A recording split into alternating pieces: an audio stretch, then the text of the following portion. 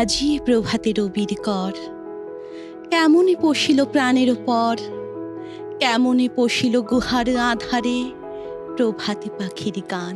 কথা ও কবিতায় আমাদের সঙ্গে আজকে স্টুডিওতে রয়েছে ময়ূরী মান্না। রেশ থাকুক কবিতার, শুধু তো কবিতা নয়, কবিতার সঙ্গে আড্ডাটা ভীষণ জরুরি, কারণ হ্যাঁ, তা না হলে ভেতরের যে অনুভূতিগুলো সেগুলো কিন্তু তুমি কবিতায় কিছুতেই ছবি আঁকতে পারবে না কণ্ঠে। কথা এবং কবিতাকে বোধহয় খুব একটা আলাদা করা যায় না, মানে একটা কবিতাও আমরা অনেক সময় কথার মধ্যেও বলতে পারি। নমস্কার, কথা ও কবিতার আড্ডায় আপনাদের স্বাগত। প্রতি মঙ্গলবার এইরকম আড্ডা দিতে আমরা যেভাবে অপেক্ষা করি, তেমনিভাবে আমাদের অতিথিরাও আগ্রহে থাকেন। আজকে জুড়ে থাকার বন্ধুদের মধ্যে সকলকে সাথে নিয়ে পরিচয় করিয়ে দেব আমাদের আজকের অতিথি বন্ধুর সঙ্গে, যিনি সংসার জীবন, প্রকৃত শিল্পী হয়ে ওঠার চেষ্টা, তার জীবন যুদ্ধ তো আমাদের সবার জীবনে আছেই, যার যার নিজের মতন করে সেই সব গল্প আমাদের সঙ্গে শেয়ার করবেন। কে রয়েছেন আমাদের আজকের অতিথি? ময়ূরী মান্না। নমস্কার ময়ূরী।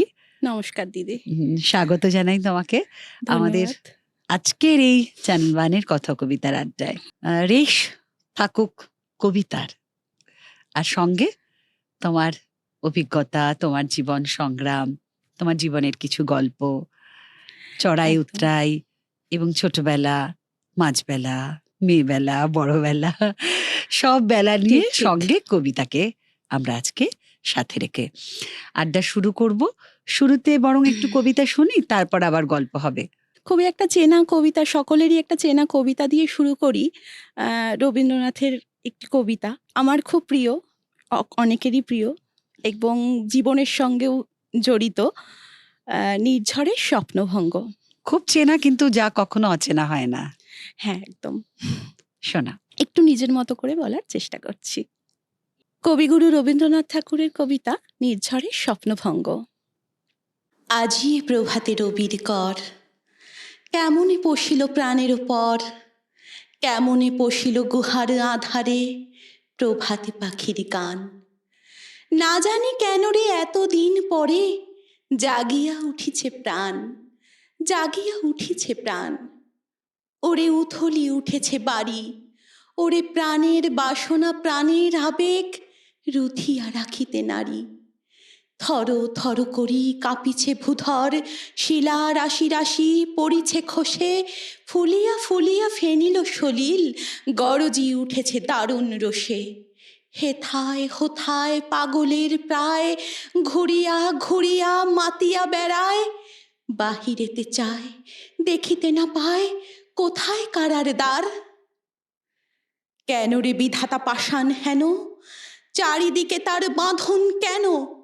ভাঙড়ে হৃদয়, ভাঙড়ে বাঁধন, সাধেরে আজকে প্রাণের সাধন।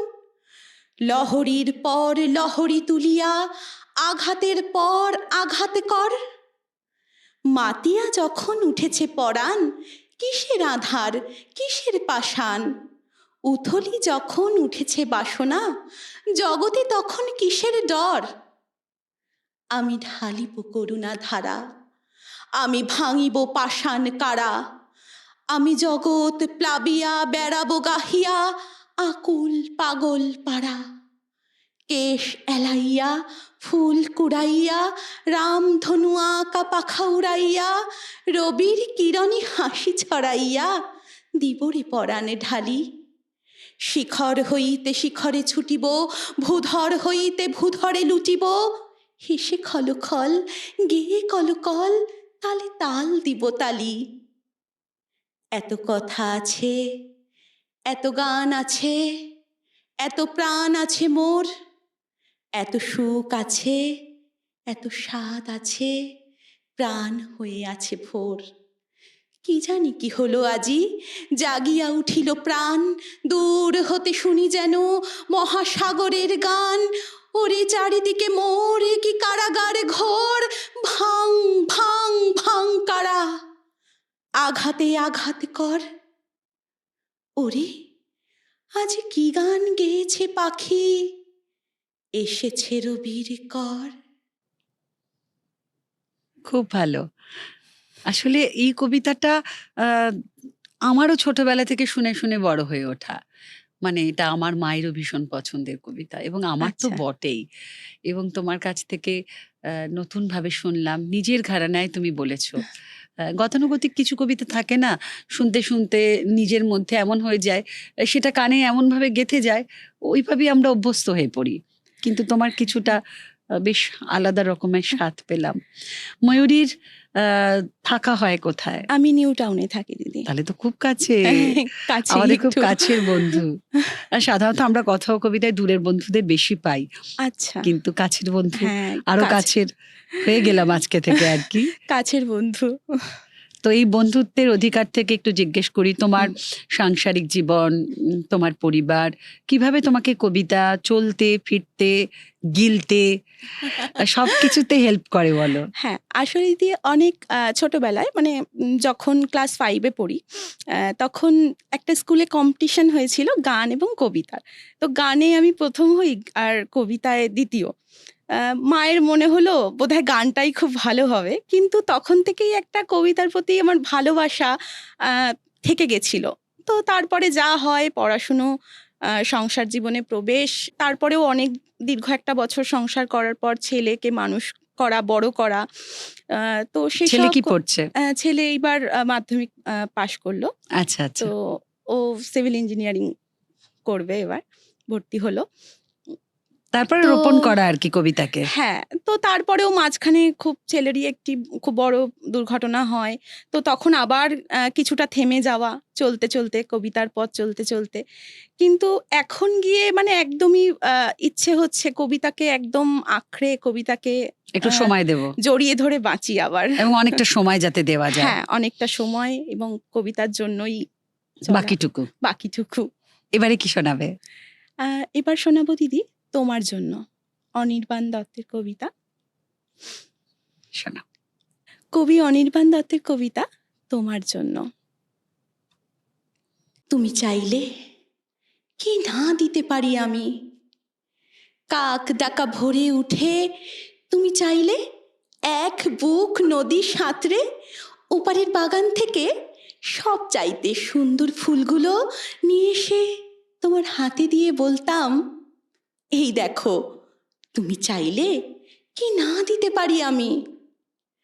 যদি বলতে ওই উঁচু করমচা গাছে, কিংবা আকাশ ছোঁয়া কাঁচা মিঠে আম, কিংবা জামরুল, কিংবা আমলকি থোকা পেরে দেবে, অমনি আমার চরকি নাচানো পায়ের আঙুলের কসরতের খেলায় তড়তড় করে এ ডাল সে ডাল ও ডাল ছাড়িয়ে প্রায় আকাশটায় উঠে গিয়ে বলতাম, এই দেখো তুমি চাইলে কি না দিতে পারি আমি। আর তেমনি তোমার বুকের ঠিক মাঝখানটাতে শিরশিরিয়ে ঘুরে বেড়াচ্ছে যন্ত্রণার যে বিষ পোকাগুলো, আমার তীক্ষ্ণ নখের পরে শক্ত আঙুলের ফাঁকে একটা একটা করে টিপে মারার জন্য যদি বলতে, সমুদ্র তোলপাড় করে পাহাড়ের চূড়ো ডিঙিয়ে অরণ্যের বেড়া ভেঙে সেই বিশাল্যকরণী লতা ঠিক নিয়ে এসে তোমার পায়ে ঠেকিয়ে বলতাম, এই দেখো তুমি চাইলে কি না দিতে পারি আমি। অথচ কি আশ্চর্য, কিছুতেই তুমি চাইলে না কিছু। কেউ আছে এমন? সেরকম নয় আসলে, স্বামীর সঙ্গে একটা দীর্ঘদিন কাটাতে কাটাতে একটা ভালোবাসা, একটা সম্পর্ক, সেখান থেকে ঝগড়া, এরকম করতে করতে না, এখন কবিতার প্রায় মধ্যে যেন ভীষণভাবে গভীরতা পেলাম। আহ, এইটা না আসলে মানে কাছের মানুষ সবসময় কিন্তু চায় না, না চাইতেই অনেক কিছু বলে দেয়, তাই না? তো এই কবিতাটা নিশ্চয়ই দাদা শুনবেন এবং শুনে জানাবেন কেমন হয়েছে। এবং আপনারা তো আছেন যারা আমাদের সবসময় কথা ও কবিতাকে ভালোবেসে আমাদের সঙ্গে থাকেন। সময় হয়েছে, নিয়ে নিচ্ছে একটা ব্রেক, সঙ্গে থাকুন। ফিরে এলাম ব্রেকের পর। আমি যতক্ষণ থাকি ততক্ষণ কবিতায় থাকি। আর আপনারাও যতক্ষণ থাকেন গল্পে, কবিতায়, আড্ডায় আমাদের আড়াল থেকে ভীষণ যত্নে রাখেন, সেটা কিন্তু আমরা বুঝতে পারি। এপার ওপারের দূরত্ব তখন থাকে না আর, যখন মিলেমিশে নিজেদের জীবনের সঙ্গে ওতপ্রোতভাবে জড়িয়ে যায় কবিতা। এই কথা ও কবিতায় আমাদের সঙ্গে আজকে স্টুডিওতে রয়েছে ময়ূরী মান্না। ময়ূরীর কবিতা তো আপনাদের কাছে আমরা পৌঁছে দিচ্ছি, দিতে থাকব। সঙ্গে আরো বেশ কিছু অনুভূতি যেগুলো এখনো শোনাই হয়নি, শুনবো, আপনাদের কাছে পৌঁছে দেব। এইরকম মিষ্টি আড্ডায় আপনারা যদি অংশগ্রহণ করতে চান, যোগাযোগ করুন 9433531731 এই নম্বরে। অনেকখানি ভালোবাসা ময়ূরী তোমাকে। এমনিতেই সবুজ আমাদের চোখকে আরাম দেয়, সঙ্গে একটা মিষ্টি হাসি। আর আমি তো Thank you, প্রথমে দিদি। তোমাকে ভাবছিলাম যে তুমি বোধহয় পুলিশ বা আর্মি এরকম একটা কিছুতে আছো বোধহয়। না, না, না। আসলে জীবনটাও একটা যুদ্ধ। সেই যুদ্ধ করতে, করতে বোধহয় এইরকম হয়ে গেছি হয়ে গেছি। আর হাইটটা বরাবরই বাবা-মার থেকে জেনেটিক্স হয়ে গতভাবে গেছে। পেয়ে গেছি। ওটা আমার কোনো কৃতিত্ব নেই।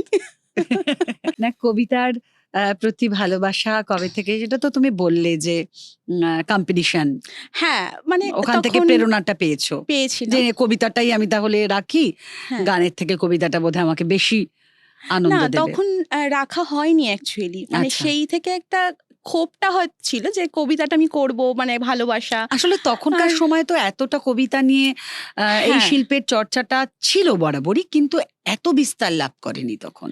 না তখন আর এখন যেরকম একটা কবিতা বা শুনতে চাইলে আমি খুব সহজে আমরা খুব হাতের সামনে পেয়ে যাই। তো তখন সেটাও ছিল না। যেরকম কবিতা শুনতে খুব ভালো লাগে। তোমার কবিতাও আছে তার মধ্যে।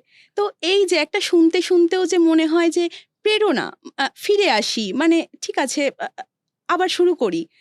এটা আরেকটা তখন বিষয় আমার মনে হয় যে আমরা এই কথা কবিতা আড্ডায় যেটা ফিল করি, অনুভব করি যে শুধু তো কবিতা নয়, কবিতার সঙ্গে আড্ডাটা ভীষণ জরুরি। কারণ হ্যাঁ, তা না হলে ভেতরের যে অনুভূতিগুলো সেগুলো কিন্তু তুমি কবিতায় কিছুতেই ছবি আঁকতে পারবে না। না। কণ্ঠে কণ্ঠে ছবি আঁকাটা ভীষণ দরকার না আবৃত্তির আসলে ক্ষেত্রে। কথা বলাটাও একটা আর্ট। একদম। মানে কথা এবং কবিতাকে বোধহয় খুব একটা আলাদা করা যায় না। মানে একটা কবিতাও আমরা অনেক সময় কথার মধ্যেও বলতে পারি। এবং আমার একটা কথা মনে হয়, আমি জানি না আমাদের দর্শক বন্ধুরা কতটা একমত হবেন, যে আগে একটা সময় ছিল যে এই কবিতাটা এইভাবে বলতে হয়।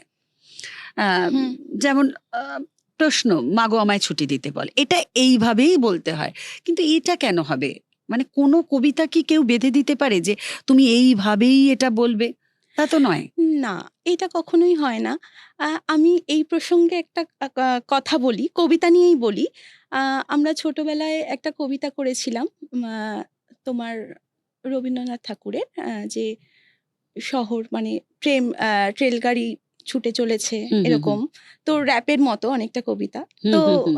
সেই কবিতাটাই তখন হয়তো একটু আমরা ওরম করে তালের মতো করে বলতাম এখন না। বলা যায়, তালে তালের কিন্তু এখন ওই কবিতাটাকে কিন্তু সহজেই তালের মধ্যে আমরা ফেলতে পারি। বিকজ ওই তোমার র‍্যাপটা এখন অনেক অন্য স্টাইলে অন্য বলতে, স্টাইলে তাতে অনেক বলা ইয়ং যায়। জেনারেশন যারা আছে বা ছোটরা যারা আছে তারা উৎসাহ পাবে, উৎসাহ পায়। এনার্জি পাবে, হ্যাঁ, পারফরমেন্সটার মধ্যে একটা এনার্জেটিক ব্যাপার আসবে। এনার্জেটিক ব্যাপার আসে। এবারে কবিতায় যাই, ঠিক আছে। কি শোনাবে?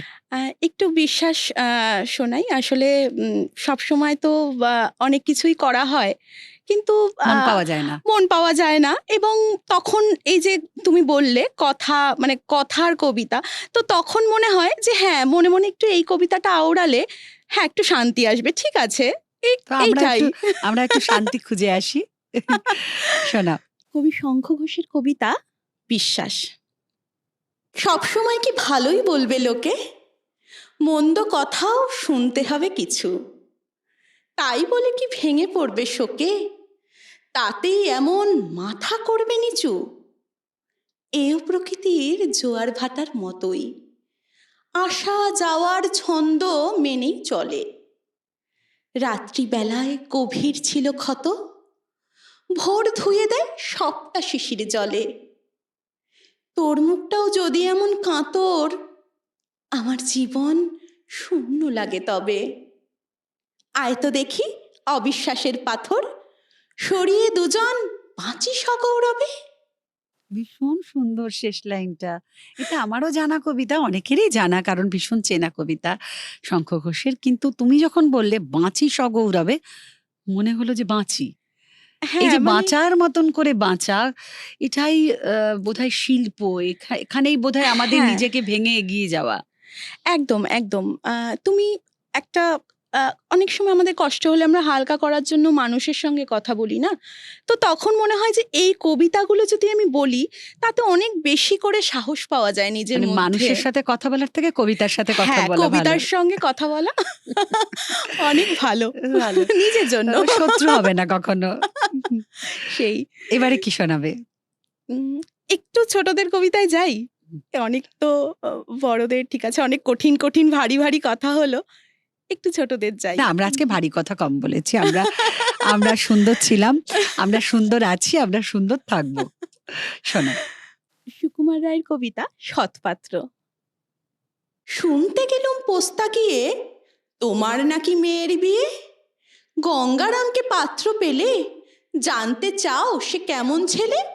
মন্দ নয়, পাত্র ভালো, রং যদিও বেজায় কালো, তার উপরে মুখের গঠন অনেকটা ঠিক পেঁচার মতন। বিদ্যে বুদ্ধি বলছি মশাই, ধন্যী ছেলের অধ্যাবসায়। 19টি বার ম্যাট্রিক এসে ঘায়েল হয়ে থামল শেষে। বিষয় আশয় গরিব বেজায়, কষ্টে সৃষ্টে দিন চলে যায়। মানুষ তো নয় ভাইগুলো তার, একটা পাগল একটা গোয়ার। আরেকটি সে তৈরি ছেলে, চাল করে নোট গেছেন জেলে। কনিষ্ঠটি তবলা বাজায়, যাত্রা দলে 5 টাকা পায়। গঙ্গারাম তো কেবল ভোগে পাণ্ডুরোগ আর পিলের জ্বরে। কিন্তু তারা উচ্চ ঘর, কংসরাজের বংশধর। শ্যামলাহিরি বনগ্রামের কি যেন হয় গঙ্গারামের, সে যা হোক, এবার পাত্র পেলে এখন কি আর মন্দ ছেলে। পিলের জ্বর আর পাণ্ডুরোগে, পাণ্ডুরোগ আর পিলের জ্বর, কিন্তু এটা কিন্তু আমার মন্দ লাগলো না। হোক একটু এলোমেলো, কারণ এই এলোমেলোটা আমাদের অন্তরকে, আমাদের যেভাবে অনুভূতিগুলো নাড়া দিয়েছে, সেভাবে ঠিক আছে।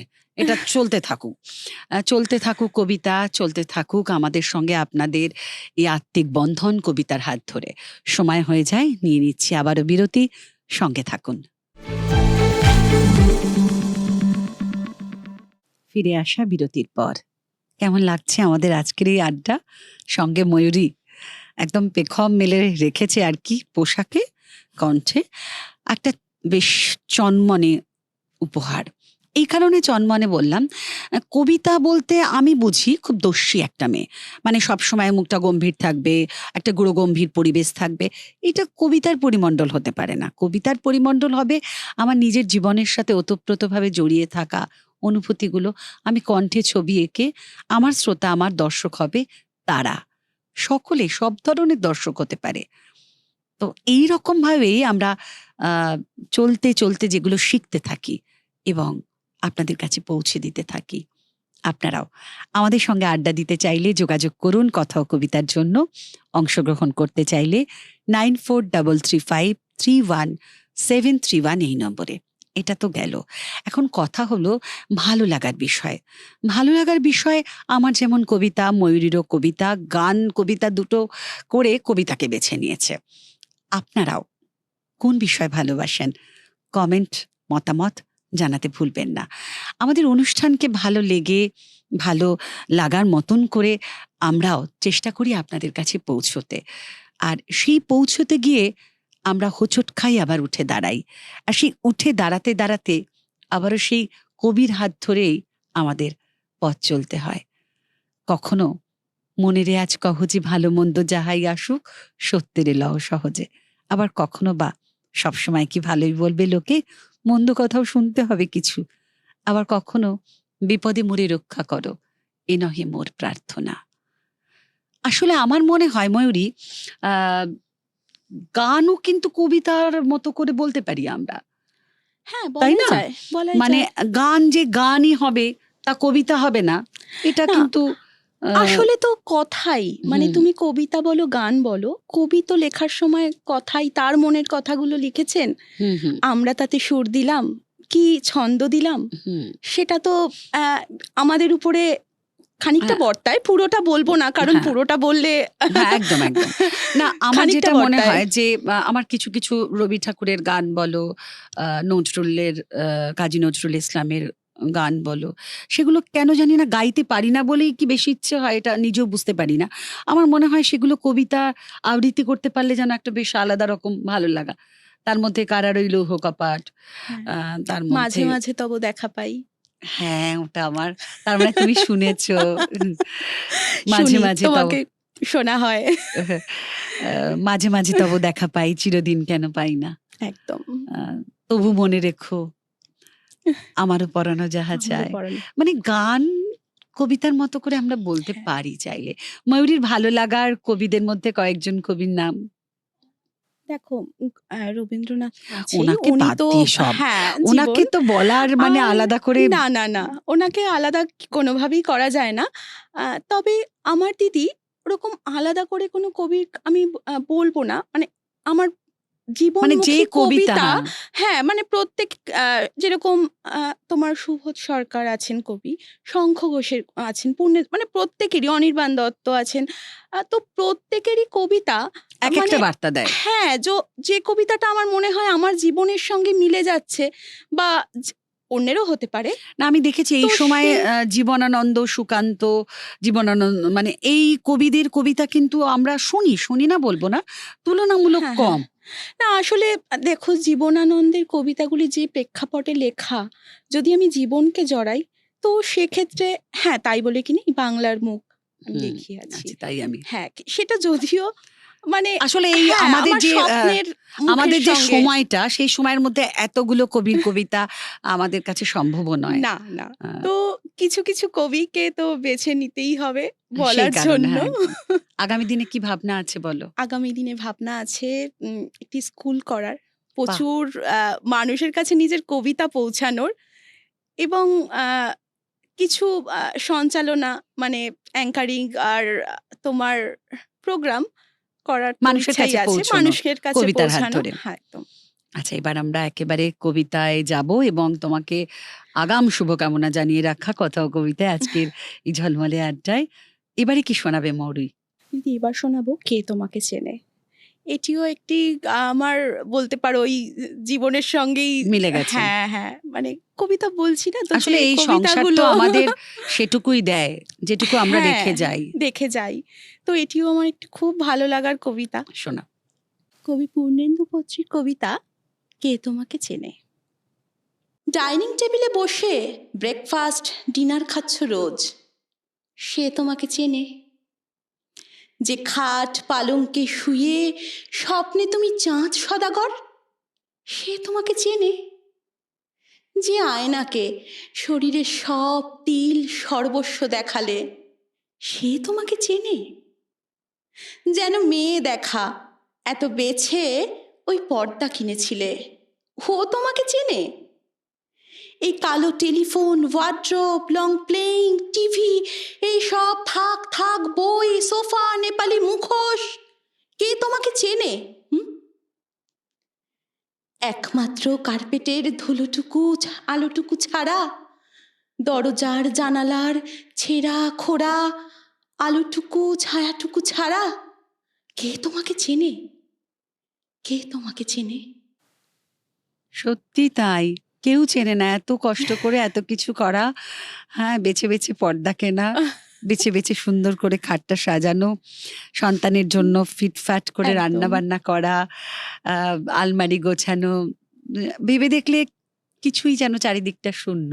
হ্যাঁ, একদম, আজকে একদম। ময়ূরীর কবিতা শুনতে, শুনতে আমারও কোথাও গিয়ে আমার মতো আপনাদেরও বোধহয় সংসার জীবনের ফেলে আসা দিন কিংবা নতুন যারা সংসার শুরু করছে সবার কাছেই একটা ভাববোধ আলাদা করে জন্ম নেবে, এটুকু বলতে পারি। ময়ূরী, একেবারে শেষে আমরা চলে এসেছি। শেষের আচ্ছা। কবিতায় যাব, তার আগে সুপ্ত ইচ্ছে তো অলরেডি বলে ফেলেছো আমাদের, কিন্তু আর কি আছে কোনো ইচ্ছে যেটা কাউকে বলনি আমাদের আজকে বলে দেবে? আছে? আ এটি কবিতার সঙ্গে জড়িত নয়। তবে এটা একান্ত আ ব ব্যক্তিগত ইচ্ছে? ব্যক্তিগত ইচ্ছে। মানে একটু পাহাড়ে গিয়ে থাকার, মানে প্রকৃতির সঙ্গে থাকার বাহ! নিজের তখন নিজের আমাদের একদম বলো, প্রকৃতির আমাদেরও সঙ্গে। যেন একটু জানায় ময়ূরী, কারণ আমরাও পাহাড় যারা ভালোবাসি সেখানে যাব, গিয়ে কবিতার ডায়েরি আর কবিতার বইখানা নিয়ে একেবারে মেরে ধরবো। একদম একদম। তো যারা কবিতা ভালোবাসে তাদের জন্য যদি সেখানে কিছু করতে পারি এক্সট্রা, তো আরো, তো সেটা সেটা তো তো আরো উপরি পাওয়া। হ্যাঁ হ্যাঁ একদম এক্সট্রা।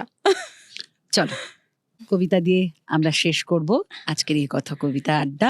অনেক আচ্ছা। অনেক শুভকামনা আগাম। আর এই কবিতার হাত যেন তোমাকে কখনো না ছাড়ে, আর তুমিও যেন কবিতার হাত কখনো না ছাড়ো। ধন্যবাদ দিদি তোমাকে, শোনো তোমাকে এত আপন মনে হচ্ছে। শোনো। আমি পরের কবিতায় যাব, বোঝাপড়া। কবিগুরু রবীন্দ্রনাথ ঠাকুরের কবিতা বোঝাপড়া। মনেরে আজ কহ যে, ভালো মন্দ যাহাই আসুক, সত্যেরে লও সহজে। কেউ বা তোমায় ভালোবাসে, কেউ বা বাঁচতে পারে না যে। কেউ বিকিয়ে আছে, কেউ বা শিকি পয়সা ধারে না যে। কতকটা যে স্বভাব তাদের, কতকটা বা তোমারও ভাই। কতকটা এ ভবের গতিক, সবার তরে নহে সবাই। তোমায় কতক ফাঁকি দেবে, তুমিও কতক দেবে ফাঁকি। তোমার ভোগে কতক পড়বে, পরের ভোগে থাকবে বাকি। মানধাতার এই আমল থেকে চলে আসছে এমনই রকম। তোমারও কি এমন ভাগ্য, বাঁচিয়ে যাবে সকল জখম? মনেরে আজ কহ যে, ভালো মন্দ যাহাই আসুক, সত্যেরে লও সহজে। অনেক ঝঞ্ঝা কাটিয়ে বুঝি এলে সুখের বন্দরেতে। জলের তলে পাহাড় ছিল, লাগলো বুকের অন্দরেতে। মুহূর্তেকে পাঁজরগুলো উঠল কেঁপে আর্তরবে। তাই বলে কি সবার সঙ্গে ঝগড়া করে মরতে হবে? ভেসে থাকতে পারো যদি, সেইটে সবার চেয়ে শ্রেয়। না পারো তো বিনা বাক্যে টুপ করিয়া ডুবে যেও। এটা কিছু অপূর্ব নয়, ঘটনা সামান্য খুবই। শঙ্কা যেথায় করে না কেউ, সেইখানে হয় জাহাজ ডুবি। মনেরে তাই কহ যে, ভালো মন্দ যাহাই আসুক, সত্যেরে লও সহজে। তোমার মাপে হয়নি সবাই, তুমিও হওনি সবার মাপে। তুমি মরো কারো ঠেলায়, কেউ বা মরে তোমার চাপে। তবু ভেবে দেখতে গেলে এমনি কিসের টানাটানি? তেমন করে হাত বাড়ালে সুখ পাওয়া যায় অনেকখানি। আকাশ তবু সুনীল থাকে, মধুর ঠেকে ভোরের আলো। মরণ এলে হঠাৎ দেখি, মরার চেয়ে বাঁচাই ভালো। যাহার লাগি চক্ষু বুজে কাটিয়ে দিলে মশ্রু সাগর, তাহারে বাদ দিয়েও দেখি বিশ্বভুবন মস্ত ডাগর। মনেরে তাই কহ যে, ভালো মন্দ যাহাই আসুক, সত্যেরে লও সহজে। নিজের ছায়া মস্ত করে অস্তাচলে বসে বসে, আধার করে তোলো যদি জীবনখানা নিজের দোষে। বিধির সঙ্গে বিবাদ করে নিজের পায়েই কুড়ুল মারো। দোহাই তবে ইকার জোটা যত শীঘ্র পারো সারো। খুব খানিকটে কেঁদে কেটে অশ্রু ঢেলে ঘরা ঘরা, মনের সঙ্গে একরকমে করে নে ভাই বোঝাপড়া। তাহার পরে আধার ঘরে প্রদীপখানি জ্বালিয়ে তোলো। ভুলে যা ভাই কাহার সঙ্গে কতটুকুন তফাৎ হলো। মনেরে তাই কহ যে, ভালো মন্দ যাহাই আসুক, সত্যেরে লও সহজে। এই বোঝাপড়া চলতে থাকুক আমাদের জীবন সংগ্রামে, জীবন যুদ্ধে। চলছে কবিতার কথা ও কবিতা। আপনারা আমাদের সঙ্গে থাকবেন এভাবেই। তবে হ্যাঁ, আজকের মতো এই পর্যন্তই। সাথে থাকা চাই। নমস্কার। নমস্কার।